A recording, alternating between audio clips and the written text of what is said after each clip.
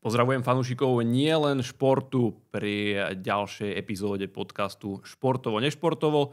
No a hosťom v tejto časti bude hlavný tréner HK Dukla Ingema Michalovce Peter Kudelka. Peťo, ahoj. Ďakujem za pozvanie a čau. Tak poďme na bleskovú spoznávačku. Máme dve možnosti a jeden tvoj výber. Takže futbal alebo hádzana? Futbal. Trénovať reprezentáciu alebo trénovať v NHL? Reprezentáciu. Rožok alebo chlieb? Rožok. Bývať v dome alebo v byte? V dome. Zima so snehom alebo bez snehu? So snehom. Sauna alebo výrivka? Sauna. Pivo alebo kofola? Pivo. Vyhrať 1-0 alebo vyhrať 7-6? 1-0. Ja som si všimol, že ty pred zápasmi chodievaš behávať. Je to tak? Je to naozaj? Taká rutina. Myslíš tedy na hokej? Sústreďuješ sa na to, že aký bude ten zápas? Alebo to je o tom, že tam by mohla sedieť tá pekná fanúšička v hľadisku, alebo teraz si kúpim také a také tie tenisky. Čiže odbúraš tie myšlienky od hokeja absolútne, alebo sa fokusuješ na ten zápas aj pri tom behu? Jednak je to pre mňa športová aktivita, ktorú mám vlastne 4-krát do týždňa. Čiže je to pre mňa pravidelná športová činnosť. Jednak je to dobré, že nemusíš myslieť nervózny v šatni, pred šatňou, sleduješ hráčov, potom si niekoho všimneš, že niečo spravil, ako si ty nepredstavuješ, ťa to možno rozčuluje. Čiže radšej to nechceš vidieť. Nechodím na rozkorčulovania, aby som tiež nevidel, komu nejde, komu možno ide viacej, aby som bol stále tak zameraný, koncentrovaný na seba. Vizualizujem si nejaké veci počas toho behu, pripravujem si predzápasovú reč a vetrám si hlavu a potom som taký plný endorfínov, taký uvoľnenejší a som sa strašne obľúbil, že prídem presne, keď chlapci idú na rozkorčulko, tak ja idem akurát, prídem z behu, idem do sprchy, pripravím sa, prezlečem sa. Trošku si takú meditačnú hudbu pustím a idem na to. Fínsky pop. Kus inde. Ale keby si ty mal vybrať nejakého hráča z extraligy, ktorý nepôsobí samozrejme v Michalovciach jedného, tak ktorý by to bol?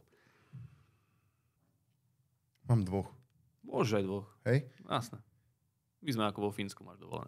Filip Krivošík odišiel z Košic prednedávnom. Áno, ten už. Ale chcel by som ho veľmi, lebo on je vlastne Ružinovčan bývalý, ešte predtým Svíšť, ale potom po dlhé roky u nás.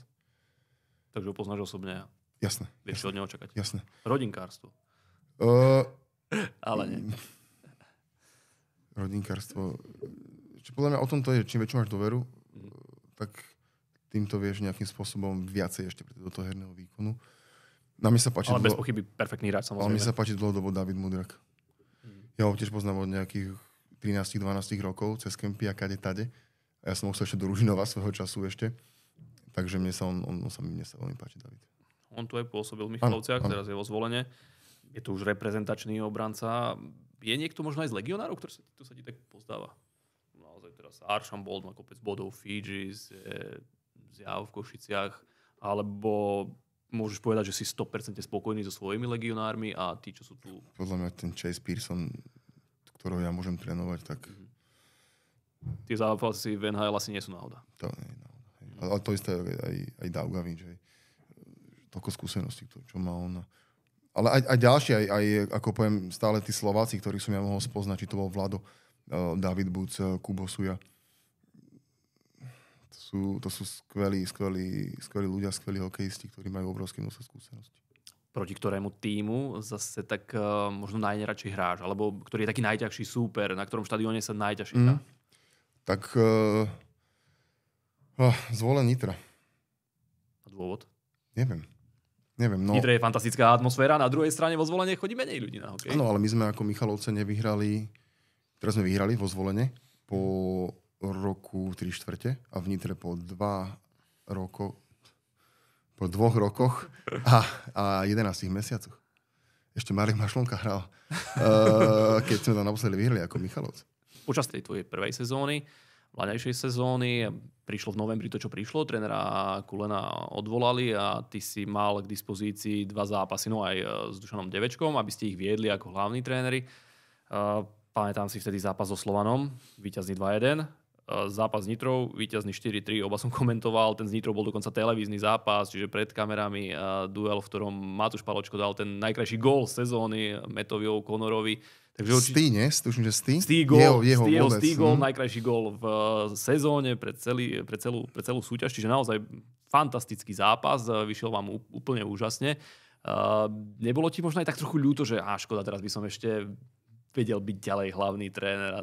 Vieš čo, keď som sa obliekal do saka pred tým zápasom so Slovanom, tak som sa že triasol.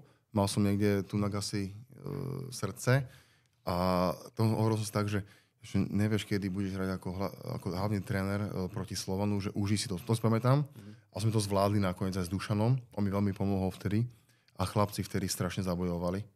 A to bol veľmi náročný zápas s tým Slovanom. Takže to bolo jedna vec. V novembri bol Slovan ešte v dobrej forme. Ja si pamätám po Lige majstrov, že naozaj mu to išlo.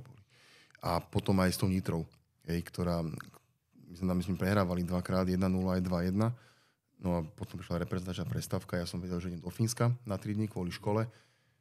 Nepremýšľal som nad tým, že teraz, čím je to ľúto, vedel som, že príde Bobo. A ja som vedel, že Bobo urobil so Slovanom v finále, myslím, že bol v KHL-ke. Čiže pre mňa to bola ďalšia meta, že môžem sa od niekoho učiť. Čiže po fínskej škole, kanadskej škole, teraz slovenská škola, od ktorej sa mohol učiť. Jasne. Po tej jeho etape prišla ponuka na post hlavného trénera. Veril si aj vďaka tým 2 zápasom, že áno, zvládnem to. Prečo by som to nezvládol? Alebo si premýšľal, že teda... Či to premýšľal som, veľmi som premýšľal. Jasne, že som či na to máš. Nebral si to tak, že teda toto je životná šanca? Lebo tá situácia nebola vtedy jednoduchá. A vtedy sa to... Veľa vecí sa dialo ešte aj takých všelijakých, kadejakých. No ale potom som asi po hodine a pol som volal ešte manažerovi, Marekovi Mašlonkovi a som povedal, že to beriem. Tedy ja si pamätám posledný zápas základnej časti s Popradom. Ste doma tu prehrali a po zápasovom rozhovore si hovoril, že nie si spokojný, že tým dokáže hrať oveľa lepšie, že veci sa musia zmeniť. Tak čo si myslíš, že si zmenil ty? Lebo chválil si, myslím, že Mihálik a Búca, že boli lídri v kabíne, ale čo si myslíš, že si zmenil ty? Že v čom si pomohol ty tomu týmu, keď tu bol Stano Škorvánek, hovoril, že tvoj príchod bol asi takým zlomom v tej sezóne. Takže možno nejaký mindset alebo nejaká úprava tréningov. V čom si sa snažil byť iný ako predtým pán tréner Stantien alebo pán tréner Kulen?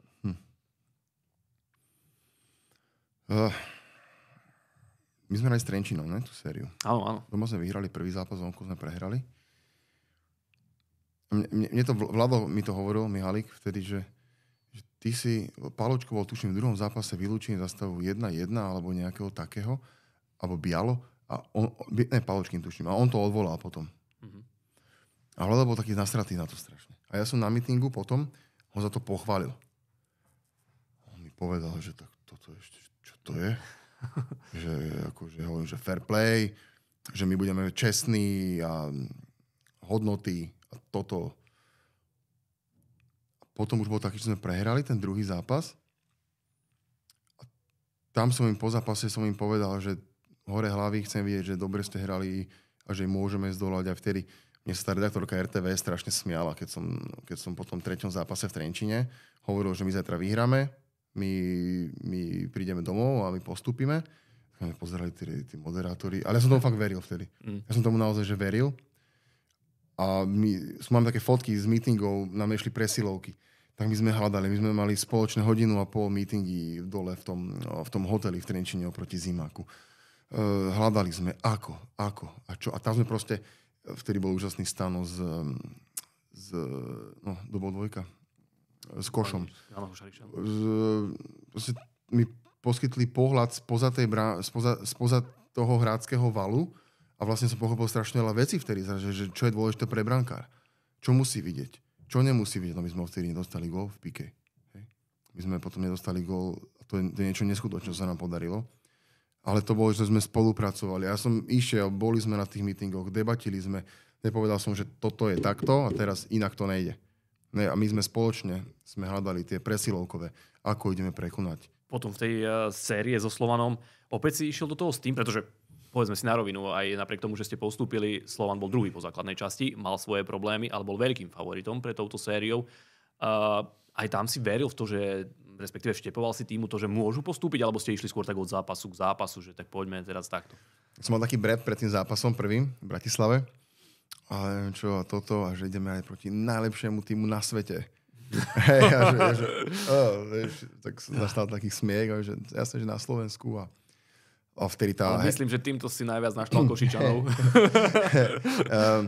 No, tam bola tá Harrisová lajna prvá. No, tá bola najnebezpečnejšia, samozrejme. Úplne, že inde. V zásade my sme boli v tých zápasoch v každom jednom, no v tom treťom nie, ani v tom poslednom nie, ale boli sme stále pod veľkým tlakom a bol Slovan jasne lepší.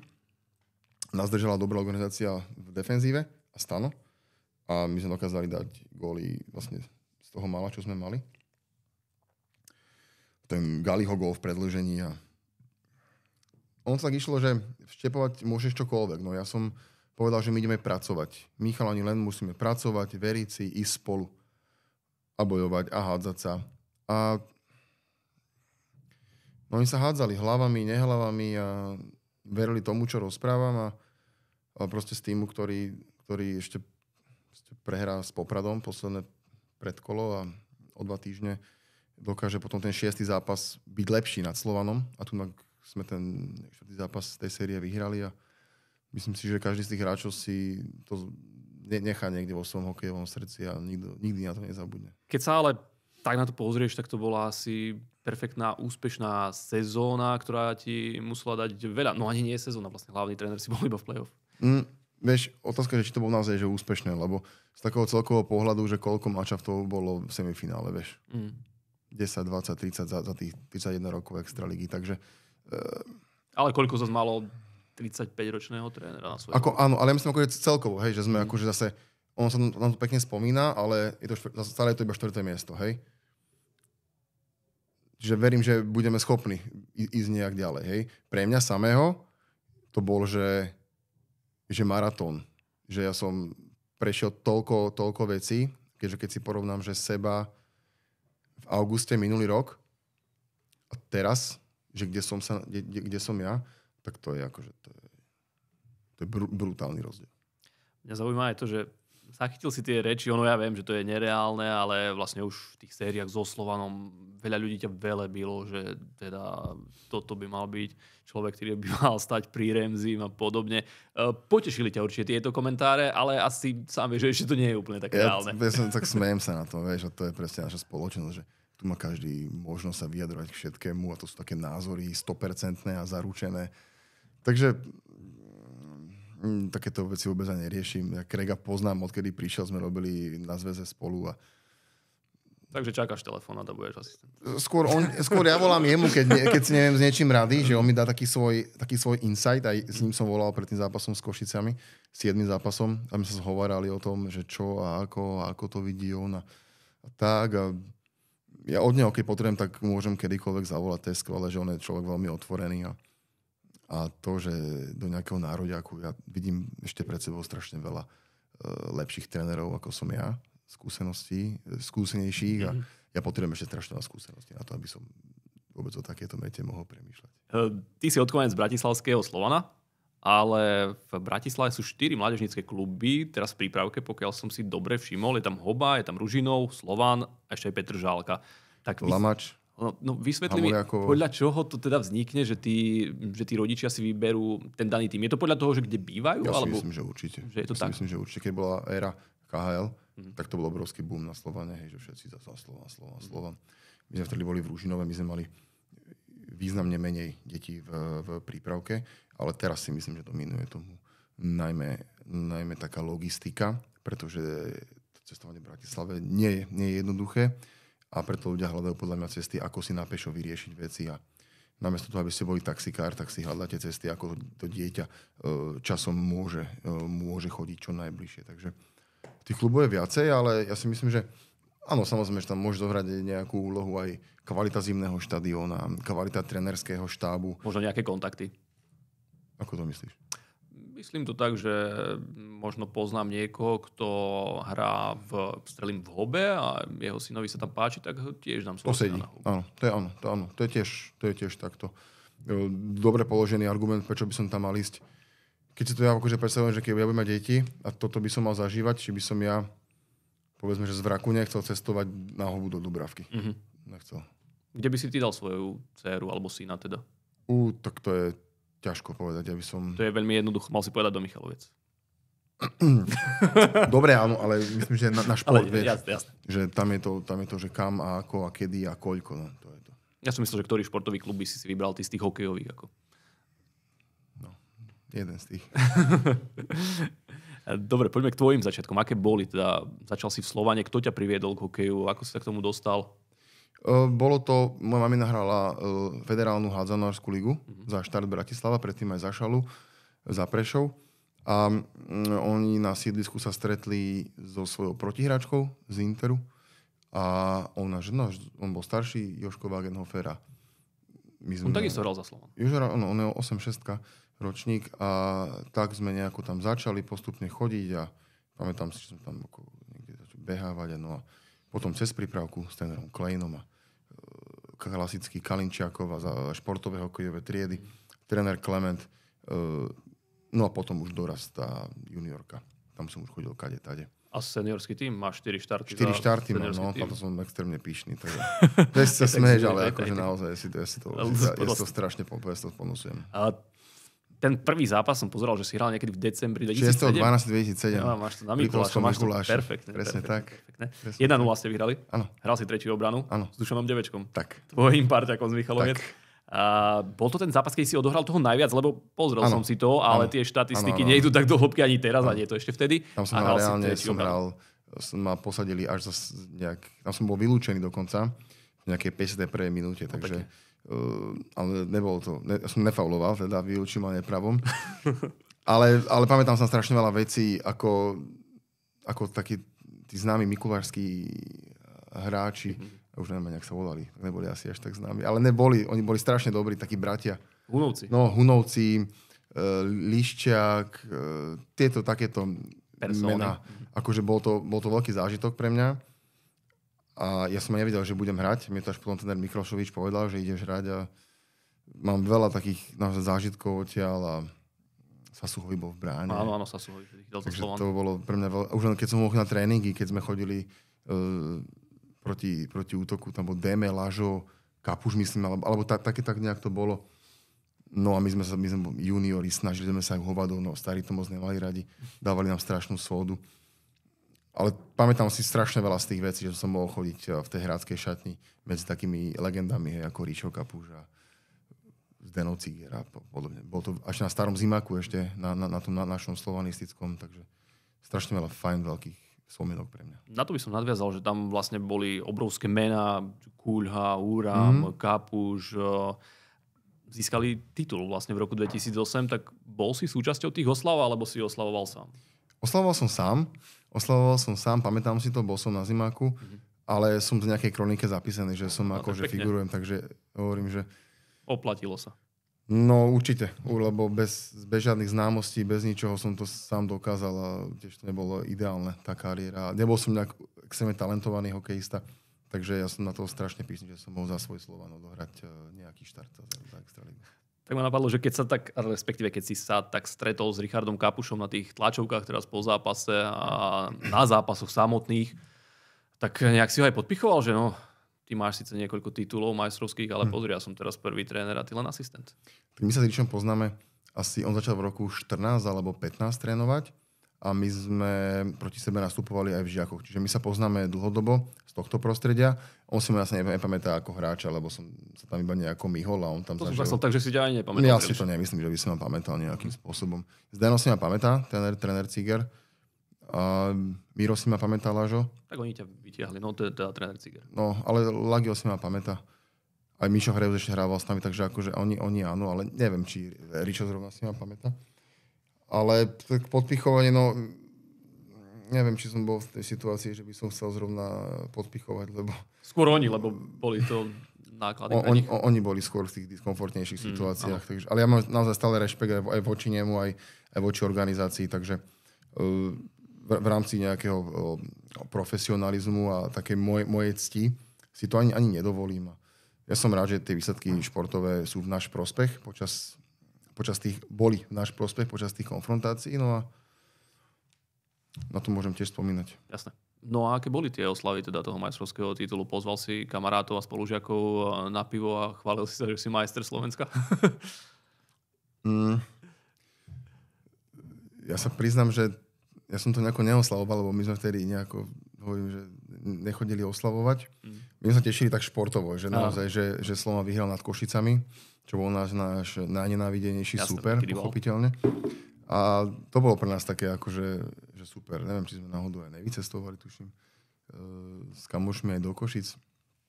Neviem, no... Takže skôr takáto podpora pre ten A-tým si bol. Nebol som ani podpora, to ako ja by som toto nenazval. My sme to ako slovanisti prežívali strašne a bolo to len pre mňa strašný bonus, že ja z neho poznám a jemu zdravím a s ním som sa rozprával. Takže si bol frajer, mačo medzi kamošmi. Hej, no, teraz dokonca som stretol Sasu Hoviho. On je teraz pre Seattle scout, no ja som študoval v tom Vierumeky a tam je strašne veľa tých medzinárodných turnajov mládežníckych a on tam chodil. Tak som ho prihovoril po slovensky, tak sme pár viet prehodili. Že ty sa nepamätáš síce, ale ja som toto a toto.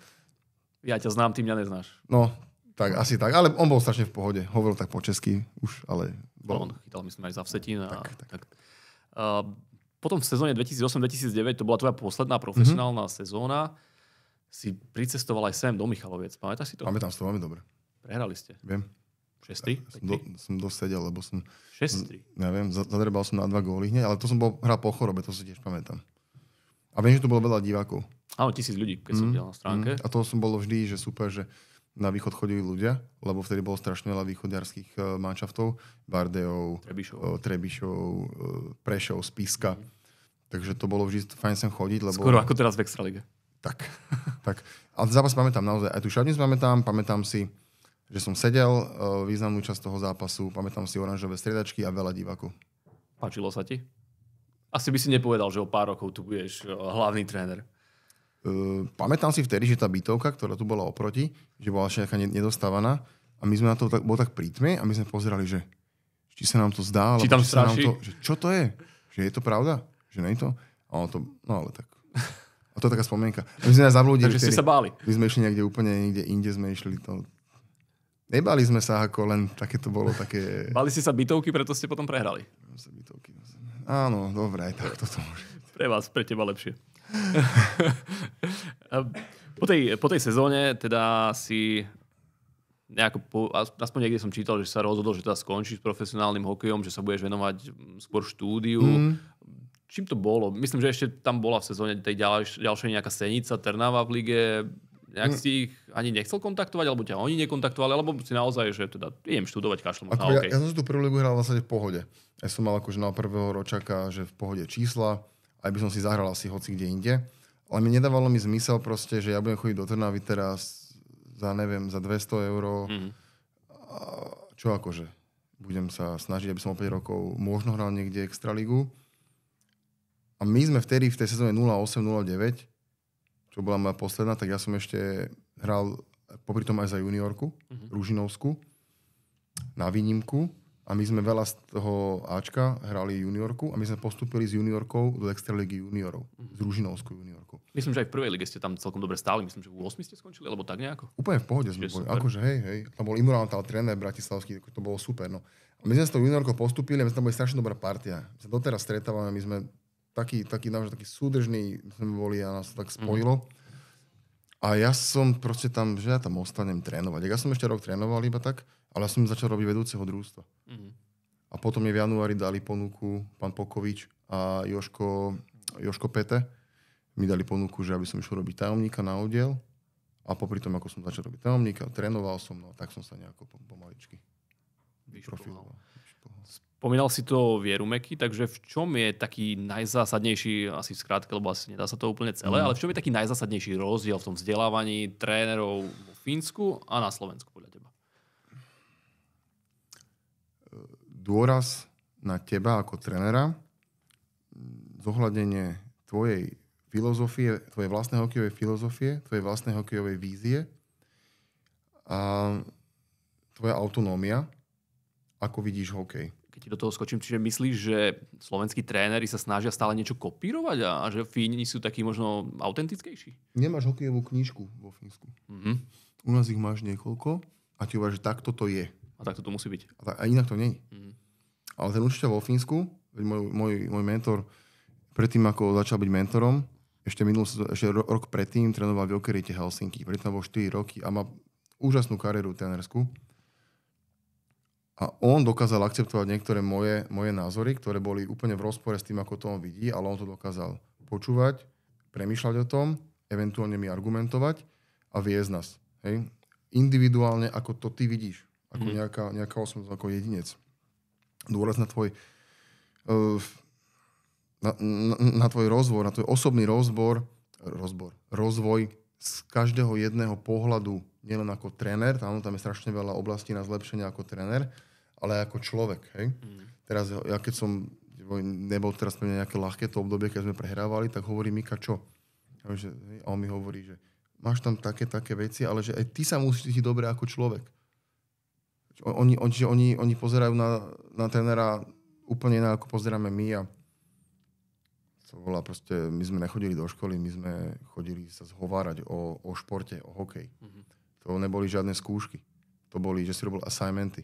A týmto štýlom oni dokázali vytvoriť tak efektívne prostredie, ktoré z teba robilo nie študenta, ale proste parťakov, kolegov, ktorí chcú hľadať cesty, ako robiť veci čo najlepšie.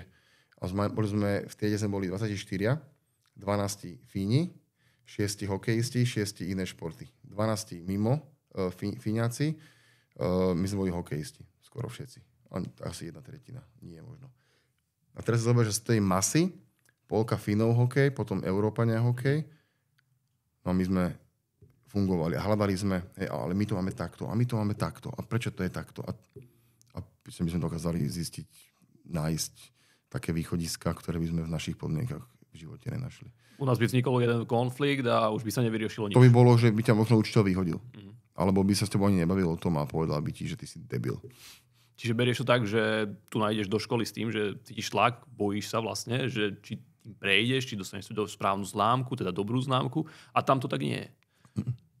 My sme chodili do školy s radosťou. My sme, keď sme mohli byť, tak sme tam boli, lebo sme vedeli, že psychológiu má tréner mental coach fínskeho nároďaku. Na hokeji sme s týmto Mikom, s trénerom ženského nároďaku a ešte s jedným fínskym Rusakom, ktorý je génius hokejový. Hej. Potom viem, že strength conditioning mám so špičkou, čo chodí na svetové semináre. Ale v živote sa nestalo, že ten učiteľ by ťa nejako znevažoval, keď si niečo nevedel, ponížil by ťa, ale vždy ti sa to snažil vysvetliť. A pokiaľ ty si ukázal významnú mieru iniciatívy, v živote si tú školu nemohol neurobiť. A to je tak niečo motivujúce, čo tu nepoznáš. Tu si proste, že termín, keď neurobíš toto. Proste veľa prekážok a ja to neviem ani opísať slovami, ale tam bola tak bezpečná atmosféra, tak priateľská atmosféra, že to nebolo ani štúdium, to bolo úžasné vzdelávanie, ktoré nás všetkých strašne bavilo. A to ma zároveň zaujíma, pretože na Slovensku sa často rieši, že nemáme hráčov, naše kluby nedosahujú úroveň. Ale keď som sa tak na to pozrel, tak vlastne za posledných, 10 rokov v KHL trénovali asi 3-4 naši tréneri. Pán Hossa, pán Pokovič, pán Šupler, pán Gregor. Podkonický? Teraz Podkonický, ale myslel som ako hlavných.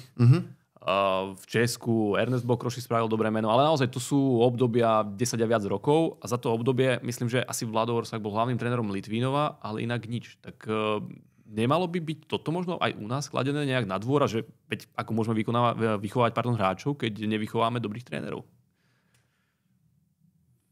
No. Neviem, či vieš, čo ty myslím, že kde je ten problém? Pretože tí mladí, tí tréneri, vlastne takých trénerov, teraz si ty, Čalády v Nových Zámkoch, ale vlastne taká aj stredná generácia trénerov ako by neexistovala. No? Ako toto neviem ti to odpovedať. Myslíš, že je to chýba nejak vo vzdelávaní, alebo... Ja som teda stretol minulý rok v lete jednoho tretiaka, ktorý ukončil bakalára na FTVŠke, odbor ľadový hokej. A ja som prišiel akurát z Fínska. To bol júl a ja som začínal v auguste v Michalovciach a v júli som bol na kempe s deťmi a ten tréner tam bol. On nebol schopný viesť tréningový proces, nebol schopný pripraviť si tréningový, dokonca ja som to celé pripravil, on to nebol schopný aplikovať na ľade. ako absolútne nepripravení, hej? Lebo zoberte si, že na FTVške vy nie ste vy ako tréner, absolvent, neabsolvujete jeden tréning v rámci štúdie. Tak to je dosť závažná chyba. Tam sa akože hrajú na to, že akože chodia na prax nejakú, hej. Ale ja viem, ja som na tú prax chodil. A nie je to aj tým, že teda nie je trošku spojená, možno aj tá prax nejak s hokejovými klubmi, že tak, ako si spomínal, že... Je, ale to... Vieš, to je, keď ideš, ja neviem, tak to niekedy bývalo, nie? Že keď si začal robiť ako stavbára na učilišti, tak čo si robil na stavbe? Tie najdebilnejšie práce, že si, ja neviem, hrabal piesok niekde alebo niečo, hej? Tak čo ti dá robiť tréner? No, tu mi daj puky a tam mi daj puky. A ty reálne sa nestretneš s nejakým plánovaním, s nejakou realizáciou. Čiže nedostaneš nejakú zodpovednosť. A tu proste my sme mali v tom Fínsku, musel si viesť raz za akademický, čo to je? Semester si musel viesť pred prvákmi a druhákmi tréning na lade. Pripraviť, obhajiť, prezentácia, ciele, prečo, na čo, za čo. Viesť ten tréning. Po tréningu si dal feedback sám sebe. Učiteľ ti dal verejný feedback a potom ti dávali feedbacky ešte tvoji kolegovia. No, s našou natúrou by sme na to neboli zvyknutí. Ty čo ma ideš ty poučovať? Vieš, taký pohľad na to. A my sme tam tak na to zvykli, že potom to bereš tak nádherne, že ak ti dáva niekto iný názor a ty nad ním uvažuješ a ty sám ideš hore. U nás také niečo neexistuje. Vážiš si teda o to možno aj viac, že tá ponuka, aj keď sme teda v michalovských podmienkach, z Michaloviec prišla, napriek tomu, že si mladý tréner, nebýva to u nás zvykom, ako myslím na Slovensku, a tá ponuka jednoducho prišla. Tak jasné, že za mňa, zo mňa to Fínsko, že to mám v CVčku, že som tam trénoval mužov, aj vlastne významný klub v rámci ich štruktúry, to zohralo veľkú rolu, že to Fínsko mi dalo do vienka taký iný imidž, ktorý tu nie je normálny a tá ponuka bola pre mňa absolútne nečakaná a o to viacej som rád, že som ju zobral. Bral som to naozaj ako že jednorazovú záležitosť. Samozrejme, že bolo to že otázka, že ako to bude limitované časom, lebo jasné, že ten trend na Slovensku je taký, že nejde, no tak idú preč. Takže ja som rátal s akýmkoľvek scenárom. No a to som ešte dvakrát viacej rád, že to dopadlo tak, ako to dopadlo. Že si hlavný tréner. No, Extralík. Bol možno aj taký preargument to, že hlavným trénerom mal byť Tom Coolen, skúsený coach, trénoval aj v NHL, trénoval Lotyšskú reprezentáciu, čiže bol Hlavný, že on trénoval NHL a pre mňa to dávalo zmysel, že bol si niekde na severe, kde si mal možnosť stretnúť výborných trénerov z Fínska a teraz trénovať s niekým, kto bol na olympiáde. Má niekoľko majstrov sveta, trénoval v Buffale. Michalovce som mal strašne rád, lebo som tu bol ešte predtým, nie na tom zápase, ale na iných akciách. Čiže ťa neodrádzala tá vzdialenosť od Bratislavy vôbec? Ja som poznal funkcionárov, ja som poznal prerobený zimný štadión a srdečných ľudí. Takže ja som nemal na čím váhať. Ty teda bývaš v Michalovciach, si rodený Bratislavčan. Čo ti najviac chýba tu na východe v takom pomerne malom meste oproti hlavnému mestu a tým viacerým možnostiam, ktoré ponúka? Nič. Že si tu absolútne spokojný? Všetko funguje tak, ako má? No, je to tu brutálne, nie sú tu žiadne zápchy. Je tu obchodné stredisko, kde si môžeš kúpiť čokoľvek v Bratislave. Dobre, nekúpiš si tu tie najlepšie nejaké značkové, ale ja na toto proste nie som. Takže to už si nájdeš na internete. Nie, ja mám novú 47 a to nekúpiš na internete. Takže máš obuvníka vlastne. Čo v zásade zbehnem do Košíc, tak si to pôjdem kúpiť, keď niečo potrebujem, ale ja som taký, že by som potreboval si kúpiť nejaké najdrahšie veci, takže mi to je jedno. Sú tu potraviny, je tu Grol, dobrá krčma, kde si dáš dobré pivo plzenské. Preto pivo a nie kufolo. Dáš si tu dobré jedlo, je tu dokonca vegetariánska reštaurácia, ja som vegetarián. Takže zaparkujem všade, kde chcem. Prídeš na námestie, tam máš taký úrad, pošta, šublub, vyriešiš to za 15 minút a ja to milujem. Takže vlastne, keď skončíš s trénerstvom, budeš žiť v Michalovciach. Toto by som nevylúčil. Uvidíme, že ako sa ten život ďalej rozvinie. Bol som teraz v Bratislave, keď bola reprezentačná prestávka. Je tam akože množstvo vecí, že fajn, super. Akurát ten ruch ma nejakým spôsobom začal znervozňovať. Strašne veľa ľudí zrazu, strašne veľa aut, zápchy. taký spech, alebo ako tam povedať po slovensky. No, taký frmol. Frmoľ. Tiež to nie je asi po slovensky. No je to zvláštne, ale nič mi nechýba z Bratislavy. Keď sa ešte tak na to pozrieme, tak teraz sme sa bavili, že už nebývaš pri Zemplínskej Šírave, ale možno aj to je také v prospech toho, že naozaj máš to tu blízko Morského, Šírava, Výhorlát a že sa dá aj tak viac vypnúť ako pri tom ruchu veľkomesta. Som si to leto strašne užil. Ja som bol potom v Prahe, v Plzni po sezóne, ale druhý čas som strávil v Michalovciach, ja som išiel ani do Bratislavy a mám prechodený celý Výhorlát. Bol som až za Ruskou Bystrou, v Remecké Hamre, nad Morským okom, za Morským okom, Diel. Takže ja mám toho celkom dosť odchodeného tunak a aj pobicyklovaného, takže ja si myslím, že tá príroda je to obrovský benefit, ktorú tu máme na Zemplíne a je škoda, že ten turizmus nefunguje tak, ako by mohol fungovať, pretože keby to bolo hoci kde inde v Rakúsku, tak by to tu bolo plné turistov a ja verím, že to je otázka času a tá príroda je naozaj úžasná. Čiže popracujeme trochu na tom prízvuku a bude ste aj východňar. Ja mám dobrý už prízvuk, ne? Už si to natrénoval teda. Ne, čo si to už. Toho sa mi každý tunak smeja. Myslím si, že musí to byť také prirodzené z mojej strany, lebo keď to sa snažím akože imitovať tieto východoslovenské frázy, tak to znie strašne tak vtipne, tak umelo. Takže už som začal bugeľar. Áno, to je peňaženka. Hej. Ale tak pomalečky sa snažím, akože v pohode. Super. Tak spomínal som Kuba Lineta, tak on má frajerku vlastne z Michaloviec. Pre bývalý tréner Valtonen si našiel frajerku v Michalovciach a partnerku, ktorú má doteraz. Takže čo tak hovoríš na michalovské ženy? Aj našiel si možno počas reklamných prestávok na tribúnach nejaké už? Akože v pohode, v tomto smere si myslím, že ponúkajú Michalovce portfólio, ktoré je ako veľmi dobre na solidnej úrovni, takže myslím si, že aj tento smer z môjho pohľadu je zaobstaraný v Michalovciach. Takže tebe tu absolútne nič nechýba. Ja som to už povedal. Našiel si tu všetko, čo si potreboval. Práca snov, pekný zimák, dobrí ľudia. Pekné ženy, pekná príroda. Tak si ťa tu necháme teda. Uvidíme, čo povieš pán prezident. Ale tak vyzeralo tak, že máš jeho dôveru. Ešte ma zaujíma, že teda, aký je cieľ Petra Kudelku? Nie len s Michalovcami, ale možno celkovo tvojej kariéry. Byť dobrý človek. To je pekné, ale myslel som do trénerskej kariéry. O to príde potom. Nemám. Akože teraz, ja ti nepoviem, že teraz čo chcem. Toto chcem. Možno o 3 roky nebudem v hokeji, vieš. Čiže vnímaš aj toto ako je fakt. Jasné. Lebo tiež v tomto prostredí byť dlhodobo ťa nejako opotrebuje a stratíš priestor na to, aby sa zlepšoval ako človek, vieš. Ale nezamýšľaš sa nad tým, že čo by si možno chcel, keby nebol hokej. Alebo... Jasné, pilot by som chcel byť. A to ešte uvažujem stále o tom, že budem pilot ešte. Už mám presne dohodnuté aj však, kde si to urobím, ten kurz. Takže budeš ako Vrátko Rohoň z Iné kafe. No jasné. To je proste veľký vzor pre mňa, že aj v pokročilom veku si urobil piloťák. Myslím, že on vtedy viezol, respektíve letel s týmom, ktorý získal striebro na majstrovstvách sveta v roku 2012. Áno, aj pána Súrového viezol, ktorý sa s tým chváli doteraz. Pán Súrový asistent tvoj teraz, takže to zase ty ho môžeš tromfnúť. No, ale verme, že teba nebude nikto viesť a že ty budeš dvíhať nad hlavu trofej a zbierať medaily. Uvidíme. Bodaj to tak bolo a verím, že v tom hokeji ešte zažijem niečo. Ale hovorím, hlavne je podľa mňa byť ako človek a nastaviť sa na zlepšovanie samého seba.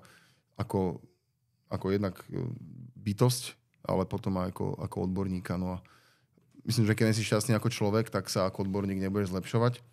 Takže musíš byť spokojný sám so sebou a potom môžeš postupovať aj v práci. Na záver tradičná otázka. Čo najviac miluješ na tom športe, ktorý robíš? Tie emócie. A ten pocit z výhry.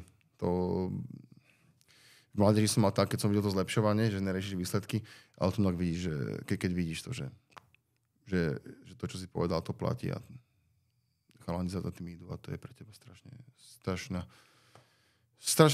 dobrá spätná väzba a to ťa motivuje ísť ďalej.